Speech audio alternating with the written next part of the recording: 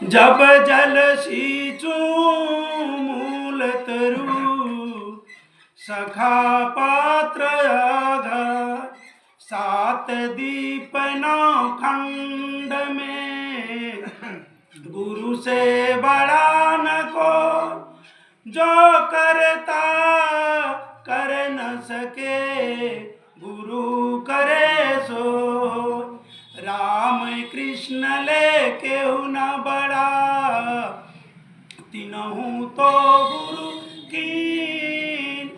तीन लोक के उधनी गुरु आगे आधी। गुरु मूर्ति गति चंद्रमा सेवक नयन चको। आठ पहर निरखत रहूं गुरु मूर्ति की ओर।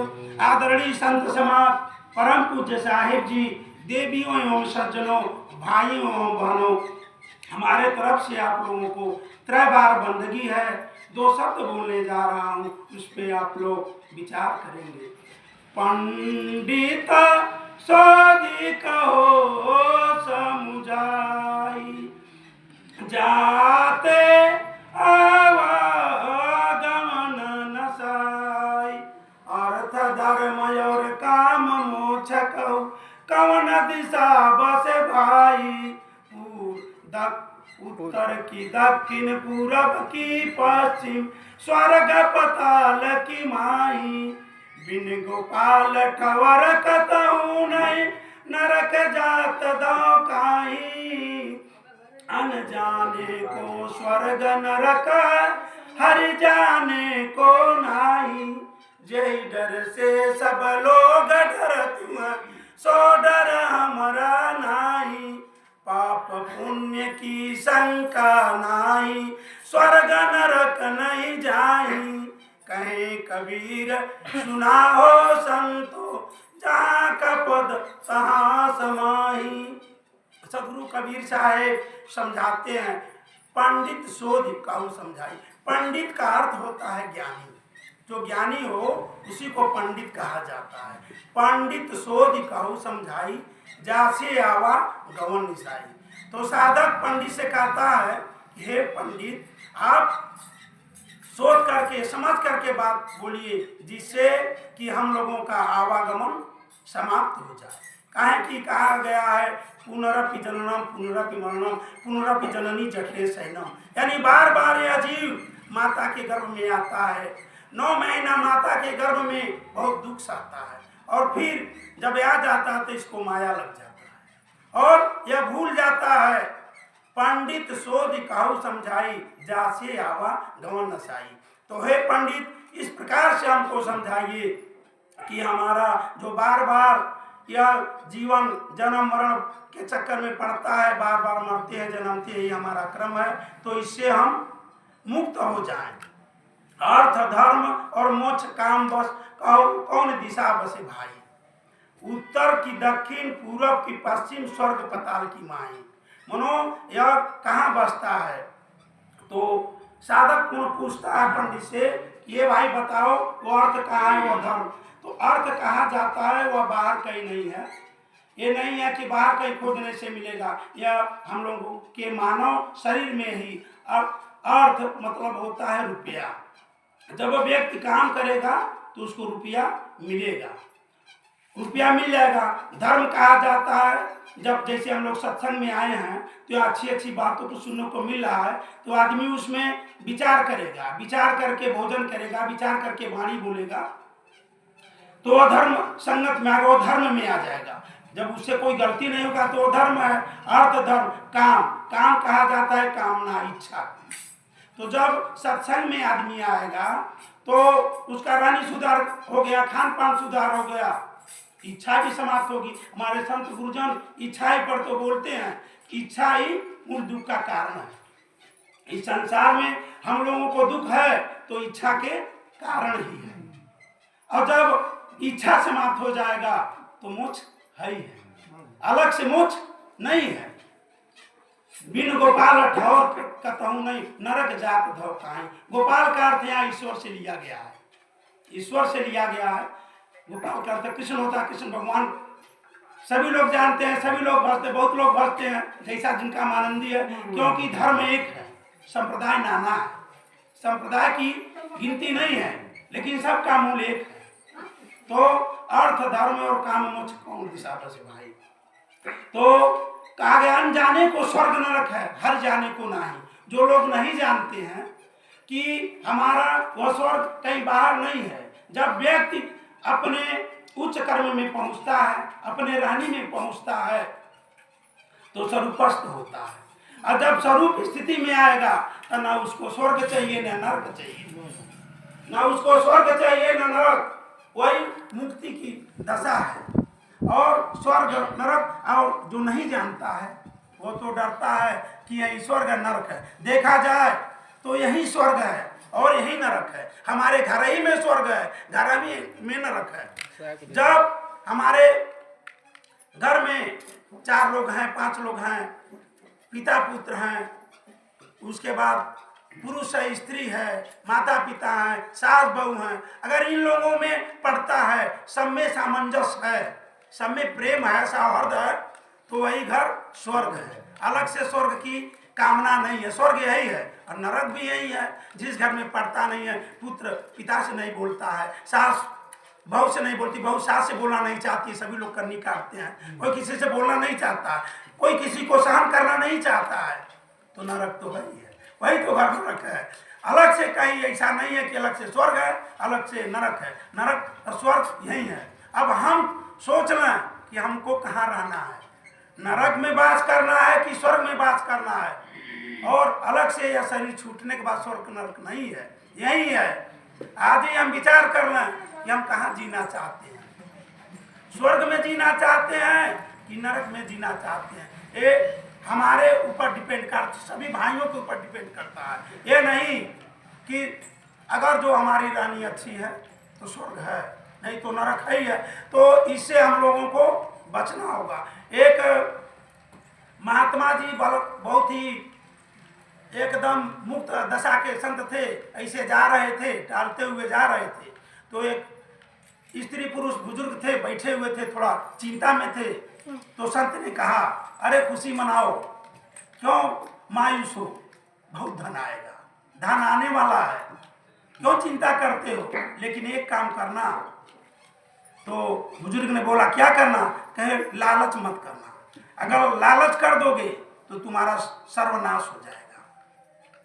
तो कहा ठीक है बाबा, कोई बात नहीं है। संत तो मस्त फक्कड़ हो तो अपना निकल दिए। शाम का समय हुआ तो एक नवयुवक, 25 साल का नवयुवक आया और कहा, बाबा शाम हो गया है, मैं आपके पास रहना चाहता हूँ और हमको रात निवास कर लेने दीजिए, सुबह हम चल जाएंगे। एक अटैची लिया था, तो पहले तो आने का नहीं चाहते थे, कहना चाहिए ठीक है रह जाओ, रात भर का बात है। तो जब घर में गए तो उसको जो उनके पास था जल पानी का व्यवस्था दिए, घर में कुछ खाने के लिए था नहीं। तो लड़का इधर उधर देखा तो कुछ नहीं था, तो अटैची खोला, उसमें से 50,000 की एक गड्डी दिया। कहे बाबा यह लीजिए, जाइए कुछ राशन पता ही लाइए, भोजन बनाइए, उसको पाया जाए। और जब अटैची खोला तो बुजुर्ग देख लिया कि पूरा अटैची 500-500 के नोटों की गड्डी से भरी हुई थी। तो बुजुर्ग के मन में लालच आ गया, तो अपने पत्नी से कहा, क्या कहती हो, अगर विचार बनता तो इसको मार दिया जाता और यह पूरा धन इतना हो जाता कि बुजुर्गी तक हम लोगों को कभी पैसे का आवश्यकता नहीं पड़ता। तो कहीं नहीं, ऐसा तो नहीं, ठीक है, ठीक नहीं है, ये अच्छा कर्म नहीं है। तो फिर वो भी मान जाती है। ऐसा है, पैसा का ऐसा लालच है कि जल्दी किसी को छोड़ता नहीं है। तो ठीक है, कहे जा रहे हैं तो राशन पता ही लाएंगे, तो इससे थोड़ा सा जार भी लेते आइएगा। अब जार लेके आ गए, सब बनाए, भोजन बनाए और सब्जी में जार को डाल दिया। और लड़का हुआ उसी दंपत का, वो लड़का था जो 15 साल पहले खो गया था। ये लोग पाए नहीं थे उसको। यह सोचा कि अभी मैं माता पिता को नहीं बताऊंगा, जब भोजन कर लूंगा तो उसके बाद बताऊंगा। तो इस तरीके से भोजन तैयार हो गया, भोजन पारस हो गया। जब 2 कौरव खाने लगा, कहा माता मुझको पहचानती नहीं हो?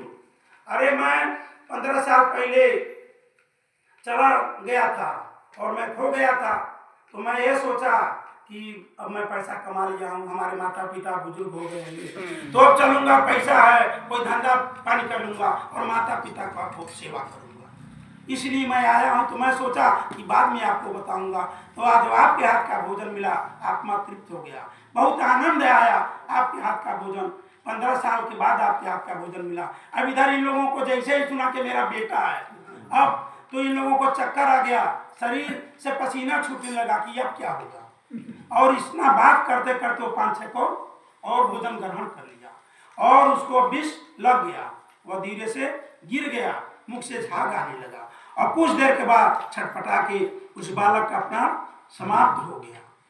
अब ये दोनों लोग डाला मार के रोने लगे। अंत में इन्होंने कहा, देखिए बाबा, कैद की धन आएगा, सुख होगा, लेकिन लालच मत करना। लेकिन हम लोगों ने तो लालच कर लिया।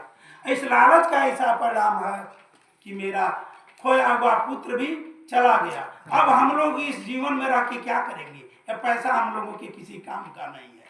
उसके बाद वो भी लोग, वो जो सब्जी बचा रहता थोड़ा थोड़ा खा लेते हैं, वो भी लोग मर जाते हैं। तो देखिए लोभ की वृत्ति से कितना बड़ा तांडव हुआ। इसी प्रकार से हम लोग गृहस्थी के गाड़ी में हैं, हम लोग गृहस्थ हैं, गृहस्थी करते हैं, तो हम लोगों को विचार करना होगा। गृहस्थी हम कर रहे हैं तो जीवन में किसी का 1 रुपया गलत पैसा हम लोग न करें, लालच न करें, लोभ न करें। कहा कि कहा गया है, पाप का बाप यही लोभ है, लालच है, इससे बड़ा कोई है नहीं। और देखिए धन धर्म किसी के काम आएगा नहीं। धन, अगर किसी के पास धन हो गया तो इतरा जाता है। कोई किसी का 2 बेटा है, दोनों नौकरी करने लगता है तो घमंड हो जाता है। लेकिन थोड़ा सा विचार किया जाए, किसी को घमंड करना नहीं चाहिए, क्योंकि लेख में आता है कि राजा दशरथ के 4 पुत्र थे, राम, जिनको कहा जाता कि स्वयं भगवान थे। लेकिन वही राजा दशरथ जब मरने का समय होगा तो उस समय उनको कोई पानी देने वाला नहीं था, 1 लोटा कोई पानी देने वाला नहीं था। शरीर छूट गया, उसके बाद कोई फूकने वाला भी नहीं था। गुरु वशिष्ठ जी उनको ननिहाल से भरत शत्रुघ्न को बुलाते हैं। उसके बाद तब दाह संस्कार का कर्म किया जाता है। और जब भरत जी सुनते हैं कि हमारे माता के कारण हुआ है, तो वह कैकेयी जी को कैकेयी नाम से बुलाते हैं और मारने के लिए जाते हैं। तो उस समय गुरु महाराज कहते हैं, सुनहु भरत भावी प्रबल, बिलखी कहे मुनिनाथ, हानि लाभ जीवन मरण, जस अपयस विधिया।